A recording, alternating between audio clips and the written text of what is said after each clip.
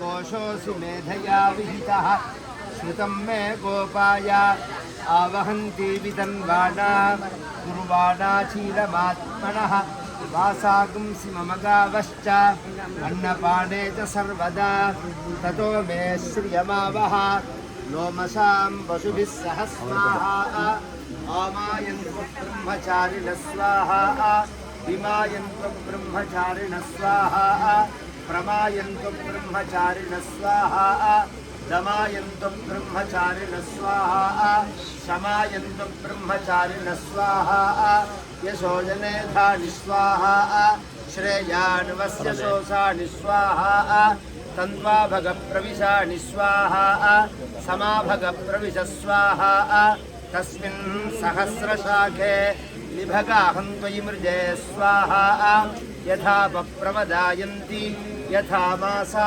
अहर्जरम् एवं मां ब्रह्मचारिणः धातरायन्तु सर्वतः स्वाहा प्रतिवेशोऽसि प्रमापाहि प्रमापद्य स्वाहा तस्योपनीयमानस्य सावित्रीं सविता ब्रवीत् बृहस्पतिर्ब्रह्मसूत्रं मेखलां कश्यपो ददाति ददौ कृष्णाजिनं भूमिः गण्डं सोमो वनस्पतिः कौपीनाच्छादनं माता द्यौश्छत्रं जगतः पतेः कमण्डलुं वेदगर्भः कुशान् सप्तर्षयो दधुः अक्षमालां महाराज सरस्वत्यव्ययात्मनः तस्मायित्युपनीताय यक्षराट् पात्रिकामदात् भिक्षां भगवती साक्षात् उमा दादंबिका सती ஸ்ரீயப்பதியான பரம கருணாமூர்த்தியான பகவானுடைய குருநாதருடைய பரிபூர்ண கிருபையை பெற்ற இந்த குடும்பத்தில் ஜனிச்ச ஒரு குமாரன் பிரம்மவித்த ஆகிறதான ஒரு உயர்ந்த லோகக்ஷேமமான கர்மா இந்த உபநயனம்ங்கிறது. ஜன்மனா ஜாயத்தே சூத்ரஹா கர்மனா ஜாயத்தே த்விஜஹா அப்படின்னு சாஸ்திரம். பிறக்கிறதுனால பிராமணன் கிடையாது, சம்ஸ்காரத்தினால தான் அவன் பிராமணத்துவத்தை அடையிறான். அதனால தான் த்விஜன்னு பேர். த்விஜன்னு பறவைக்கும் பேரு, பிராமணனுக்கும் பெயர். அது முட்டையா பிறந்து அப்புறம் முட்டையிலேருந்து ஒரு தடவை வெளியில வருது, ரெண்டு பிறவி அது. அது மாதிரி பிராமணன் அம்மா வயத்துல ஒரு தடவை ஜனிச்சாலும் இந்த உபநயனம்ங்கிறது அவனுக்கு த்விதீயன் ஜென்மா அப்படின்னு சாஸ்திரம் சொல்றது. இது ரெண்டாவது ஜென்மா. அதனாலதான் இது பரியந்தம் இருக்கக்கூடியதான பிராரப்தங்கள், பாலாரிஷ்டங்கள், கிரகங்களுடைய கோளாறுகள் இதெல்லாமே உபநயனமாச்சுன்னா சரியாயிடும். அந்த காலத்துல உடம்பெல்லாம் படுத்தினதுன்னா பூனல் போடு சரியாயிடும்பா. ஏன் அப்படின்னா பூனல் போட்டா அது ரெண்டாவது ஜென்மா. அது ரெண்டாவது ஜென்மாவா வரதுனால அந்த முதல் ஜென்மா பிராரப்தங்கள்லாம் போயிடும். அதுவும் கர்ப்பாஷ்டமேஷும் பிராமணம் உபநயீதா அப்படின்னு சாஸ்திரங்கள் 8 வயசுக்குள்ள கர்ப்பத்தை ஒரு வயசா சேர்த்து 8 வயசுக்குள்ள பிரம்மோபதேசம் பண்ணணும் அப்படின்னு சொல்றது. எதற்காக அப்படின்னு சொன்னா, இந்த பிராமண ஜென்மாங்கிறது பிராமணஸ்யது தேகோயம் நோபபோகாய கல்பதே இக கிளேஷாய மகதே பிரேத்யானந்த சுகாயச்சா அப்படின்னு இந்த ஜென்மாவில் இந்த சரீரத்தினால சௌக்கியங்களை அடையறதுக்காகவோ அனுபவிக்கிறதுக்காகவோ ஏற்பட்ட ஜென்மா இல்லை, லோகக்ஷேமார்த்தமான கர்மாக்களை பண்ற கர்மா ஜென்மா. நம்மளுடைய ஜீவாதாரத்துக்கு முக்கியமானது சூரியனுடைய கிரணங்கள். சூரியனுடைய கிரணங்கள் இருக்கு பாருங்க, அதுதான் நாம உயிர் வாழறதுக்கு முக்கிய காரணமே. அதை மரங்கள் அதை வாங்கி ஸ்டார்ச்சா மாற்றி அதை நாம் சாப்பிட்றதுனால உயிரோடு இருக்கும். இந்த குழந்தைகள் படிக்கிற குழந்தைகளுக்கு அது புரியும். அது அந்த சூரிய கிரணங்கள் இந்த பிருத்திவியில் படும்போது அதில் கெட்டதான 2 அம்சம் கலக்கிறது, மந்தேஹாருணர்கள்னு பேர். இந்த பிராமணனுடைய டியூட்டி என்னன்னா, அந்த சூரியன் உதயமாறத்துக்கு முன்னாடி அர்க்கியம் விடணும், சாயங்காலமும் அஸ்தமனத்தை அர்க்கியம் விடணும்.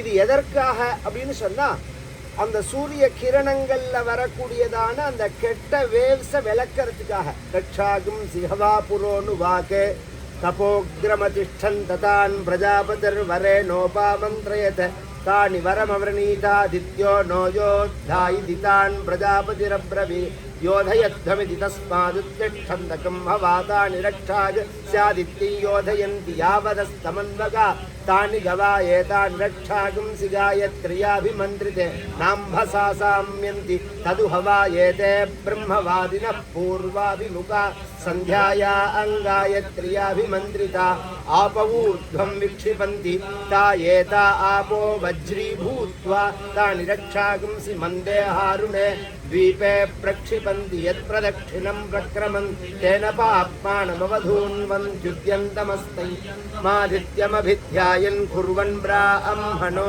विद्वान् सकलं भद्रमश्नुते அந்த உதயமான சமயத்துல இந்த நாம்பசா சாம்யந்தி ததுஹவாயேதே பிரம்மவாதினः பூர்வாபிமுகாः சந்தியாயாங் காயத்ரியாபிமந்திரிதா ஆபவூர்த்வம் விக்ஷிபந்தி இந்த ஜலத்தை காயத்ரி மந்திரத்தை சொல்லி நாம் இப்படி விடும்போது தா ஏதா ஆபோ வஜ்ரி பூத்வா அது வஜ்ராயுதமா மாறி அந்த மந்தேஹாருணர்களை விளக்கிறது சூரிய கிரணத்திலிருந்து சகல ஜீவராசிகளுக்கும் ஜீவனத்துக்கு ஆதாரணமான அந்த சூரியனுடைய கிரணத்தை சுத்திப்படுத்துற கர்மா சந்தியாவந்தனம்ங்கிறது அதுதான் பிராமணனோட பிரதான கர்மா. அதனாலதான் காணாமல் கோணாமல் கண்டு கொடு அப்படின்னு தமிழ்ல வச்சது.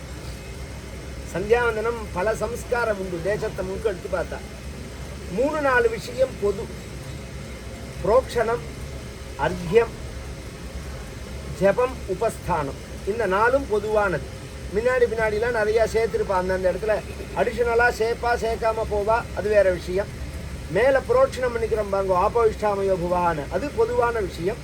அர்க்யம் பொதுவான விஷயம், ஜபம் பொதுவான விஷயம், உபஸ்தானம் பொதுவான விஷயம். உபஸ்தானத்தில் நிறையா மந்திரவத்தா உள்ள உபஸ்தானம் வேற, அதுக்கப்புறம் ஸ்லோகங்களா உள்ள உபஸ்தானங்கள்லாம் வேற. அது அந்தந்த தேசாச்சாரத்தை பொறுத்த விஷயம். இந்த அதுலேயும் முக்கியமானது அர்க்யம்தான். இந்த காயத்ரி ஜபம் கூட அப்புறம் பண்ணலாம், ரொம்ப பேருக்கு அது தெரியாது.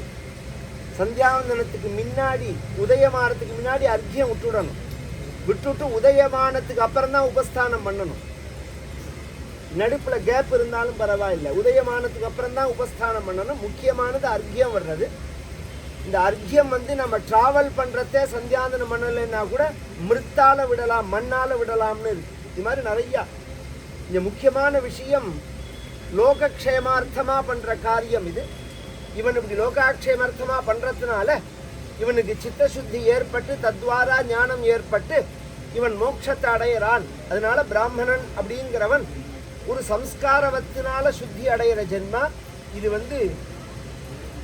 இது பொதுவான ஒரு கல்யாணம். இது சாதாரணமா நம்ம கல்யாணங்களோ சீமந்தமோ ஆயுஷ்யமோ ஆத்துல பண்றதெல்லாம் நம்மளோட சொந்தமானது. உபநயனம் மட்டும் சொந்தம் இல்லை, லோகத்துக்கு க்ஷேமத்தை கொடுக்குற கர்மா அது. இந்த பையனை பெற்று லோகத்துக்கு கொடுத்துறோம், உலகத்துக்கு கொடுக்குறோம், உலக க்ஷேமத்துக்காக கொடுக்குறோம். அதனால எல்லாரும் வருவார் உபநயனத்துக்கு. கவனிச்செல்லாம் அந்த காலத்துல எல்லாரும் வந்துட்டு, அதுவும் முக்கியமா உபநயனத்துக்கு வெறுங்கையோட வரவே கூடாது, வெறியங்கையோட வரக்கூடாது. குழந்தைக்கு ஏதாவது நாம குழந்தைக்கு ஆசீர்வாதம் பண்ணி கொடுக்கணும். ஒண்ணுமே இல்லைன்னா பிக்ஷரிசியாவது கொண்டு வருவா, ஸ்திரீக்கெல்லாம் பிக்ஷரிசி கொண்டு வருவா. இந்த உபநயன தர்மத்தை பிரதானமா காண்பிச்ச அவதாரம் வாமன அவதாரம். மற்ற அவதாரங்கள் எல்லாம் பகவான் க்ஷத்ரியனாவும் வெவ்வேறு விதமா பிறந்துட்டான். உபநயன தர்மத்தை பிரதானமா வாமன அவதாரத்துல தான் பகவான் காண்பிக்கிறான். ஏன்னா எந்த அவதாரமுமே ஒவ்வொரு தர்மத்தை காண்பிக்க வந்த அவதாரம். வாமன அவதாரத்துல தான் பிராமண தர்மத்தை காண்பிக்கிறார். எப்படி உபநயனம் பண்ணிக்கணும் அப்படிங்கிறது. தஸ்யோபநீயமானஸ்ய சாவித்ரியும் சவிதா பிரவீது. பகவானுடைய உபநயனத்துல பிரம்மோபதேசம் யார் பண்ணினார்கள்னால் சூரிய பகவானே பண்ணினார். இந்த காயத்ரி அப்படிங்கிறது சந்தஸோட பெயர், மந்திரத்தோட பெயர் சாவித்ரின்னு பெயர். இதுக்கு என்ன பெயர்னா தட்சிணேன பாடினா தட்சிணம் பாதம் அவஸ்தம்பரோட இது. தட்சிணம் பாதம் அன்வாரபியாக சாவித்ரீம்போ அனுப்ரூஹீதி. வலது கையால் வலது கால தொட்டுண்டு இந்த பையன் அவரை கூட்டு கேட்பார், குரு எனக்கு சாவித்திரிய உபதேசம் பண்ணு அப்படின்னு தான் சொல்லுவான் அவன். ஏன்னா இதுக்கு சாவித்திரி காரணம் சூரியனுடைய மந்திரங்கிறதுனால இந்த சூரிய பகவானே உபதேசம் பண்ணினார்னு. பொதுவாக நம்ம உபநயனங்கள் எல்லாம் அப்பா தானே பண்ணுறார் காயத்ரிய அப்படின்னா, அப்படி கிடையாது. அப்பா தான் பண்ணணும்னு எங்கேயுமே கிடையாது. யார் நிரம்ப ஜபம் பண்ணியிருக்காளோ அவள் தான் பண்ணணும், நிரம்ப ஜபம் பண்ணணும், அவள் தான் காயத்ரி உபதேசம் பண்ணணும். சூரிய பகவானே வந்து பண்ணுறார்.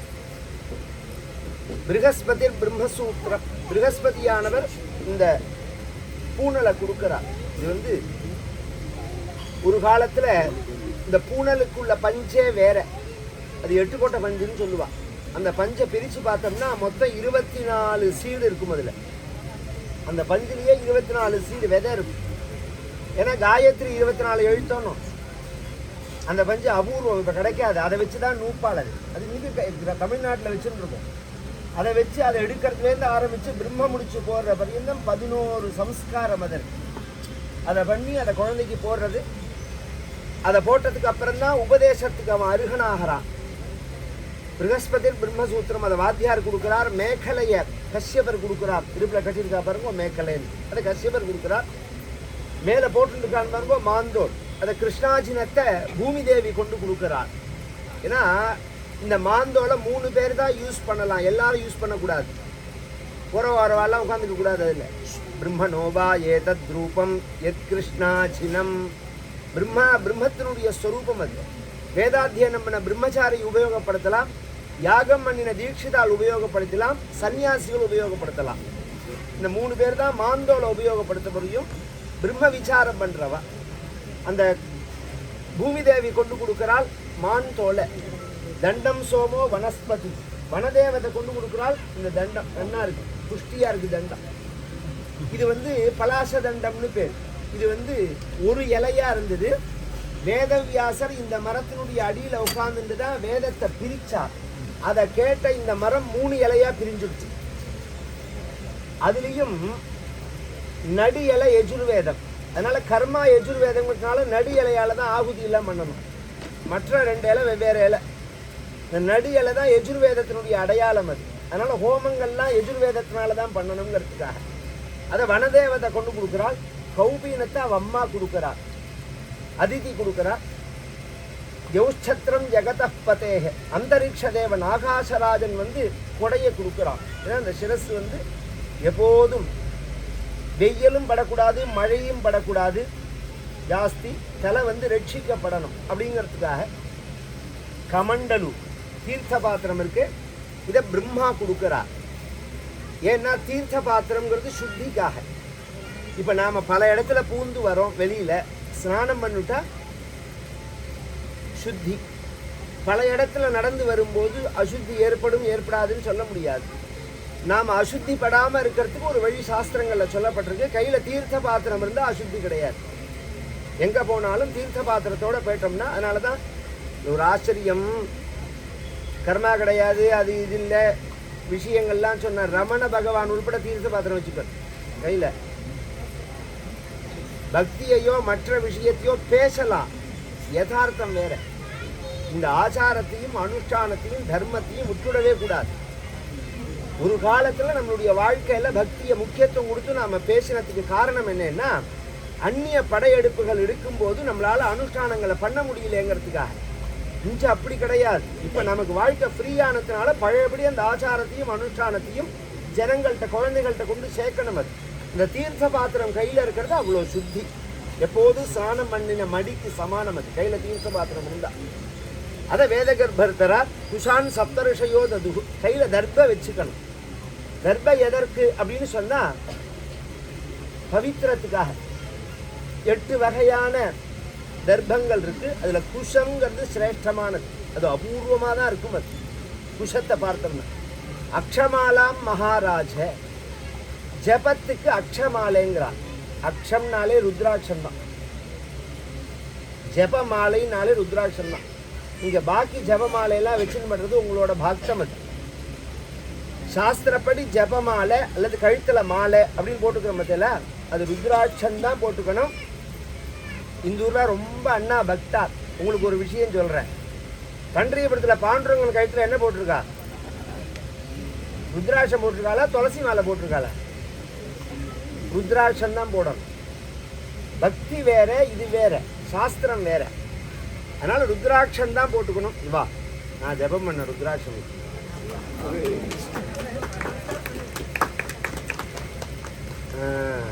வச்சுக்கோ.